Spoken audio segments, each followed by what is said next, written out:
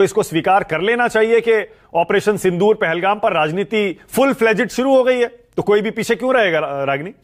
मानक देखिए, मानक पुलवामा के शहीदों के नाम पर वोट मांगने का काम मोदी जी ने किया और न सिर्फ भारत ने बल्कि पूरे विश्व ने देखा। ये एक ऐसा तथ्य है जिसे ना तो छुपाया जा सकता है और ना ही झुठलाया जा सकता है, पहली बात। अब मैं दूसरी बात पर आती हूँ। देखिए, 56 इंच का सीना, लाल आंखें, विश्व गुरु, महामानव, स्वयंभू, ऐसी तमाम अतिशयोक्तियां हैं जिनसे नरेंद्र मोदी जी अपने आप को नवाजते रहते हैं। और समय और इतिहास इस बात की गवाही देता है कि बार बार ये सिद्ध होता है कि मोदी जी की ऊंची दुकान और फीके पकवान है, नाम बड़े और दर्शन छोटे हैं। आज बीकानेर में जाकर भी मोदी जी ने एक और ऐसी इस पूरी श्रृंखला में एक और अतिशयोक्ति जोड़ दी, जब उन्होंने कहा कि मेरी तो नसों में खून की जगह गर्म सिंदूर बह रहा है। अब देखिए, पुलवामा की सियासत से मैंने शुरू किया और अब सिंदूर पर सौदे का आरोप तो लग ही रहा था और कोई विपक्ष नहीं लगा रहा है, उस अमेरिका के राष्ट्रपति लगा रहे हैं जिन्होंने अभी थोड़े समय पहले ही भारत के नागरिकों के पैरों में बेड़ियां डालकर भेजा था और हम कुछ कह नहीं पाए थे। तो आप कितना भी कह लें कि ट्रंप की गंभीरता पर मत जाइए, ट्रंप की बात पर नहीं जाइए, पर एक नीतिगत जवाब मिलना चाहिए था। तो अब सिंदूर के सौदे के आरोप के आगे सिंदूर पर सियासत भी शुरू हो गई है।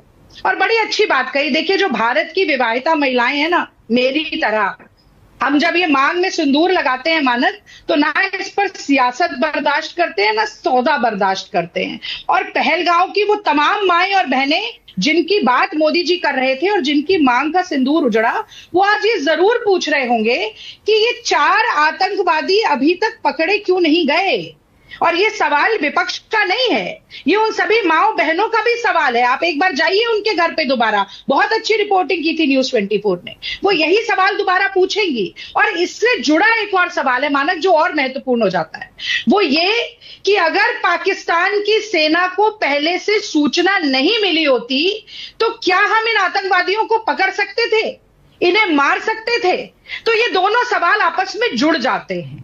और तीसरा सवाल, जब पाकिस्तान की सीने पर पैर रखकर आर्मी रौंदने का काम कर रही थी, मोदी जी ने बड़ा अच्छा कहा, 22 मिनट में हमने 9 आतंकी ठिकाने मिटा दिए। मैं तो समझती हूं कि हमारी सेना इतनी पराक्रमी है कि अगर ये ट्रंप के दबाव में आकर सीज फायर ना होती तो ठिकाने मिटाना तो छोड़िए, मुझे लगता है कि पाकिस्तान का नामो निशान ही दुनिया के नक्शे से मिट जाता। पर आज दुख की बात है मानक कि वो आतंकवादी मिले हो चाहे ना मिले हो, नरेंद्र मोदी जी को ये नए स्टाइल स्टेटमेंट रोज मिल जाते हैं। ये क्या है? ये किस तरह का स्वांग है? क्या ड्रामा है? क्या नौटंकी है? मैं जानना चाहती हूँ। ये वर्दी पहनकर सेना की मोदी जी किस सीमा पर गए थे? और अगर सीमा पर नहीं गए और केवल फोटो खिंचवाने के लिए मोदी जी ये यूनिफॉर्म पहनते हैं, तो मुझे लगता है कि ये बहुत बड़ा अपमान भी है सेना का कि केवल फोटो आपके लिए आप इस तरीके का पूरा एक स्वांग रचेंगे।